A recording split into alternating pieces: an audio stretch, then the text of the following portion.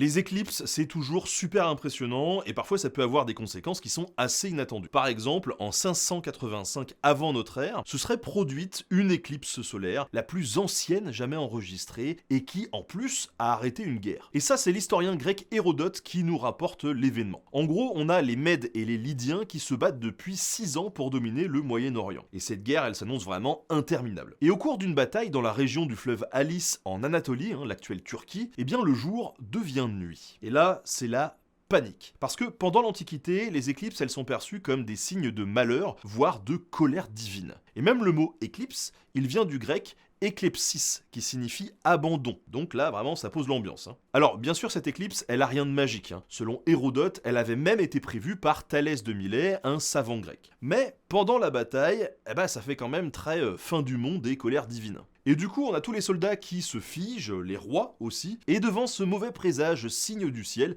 eh bien le roi de Lydie Aliétès et le roi de Médie, Cyaxare, interrompent la bataille et décident de discuter d'un possible traité de paix. Et pour sceller l'accord, eh bien Aliétès va marier sa fille à Astiage, le fils de Cyaxare, avec comme arbitre le roi de Babylone, Nabuchodonosor II. Et de 1, je l'ai bien prononcé, de 2, si vous cherchez des prénoms de bébés, franchement, c'est cadeau. En tout cas, on a certains historiens qui vont mettre quelques petits doutes sur l'histoire que nous raconte Hérodote. Mais bizarrement, c'est pas vraiment le récit de la bataille qui pose problème, mais plutôt si Thalès de Milet avait bien pu prédire la fameuse éclipse. Parce que, selon certains historiens des sciences, on savait pas à l'époque que les éclipses étaient causées par la Lune, qui viennent se mettre entre la Terre et le Soleil. Et donc à ce moment-là, comment est-ce que Thalès aurait pu calculer la date ? Bref, l'histoire reste quand même super sympa et justement, aujourd'hui, on avait une éclipse solaire partielle qui était visible en Europe et en France. En tout cas, je croise un petit peu les doigts pour que ça arrête quelques guerres comme à l'époque.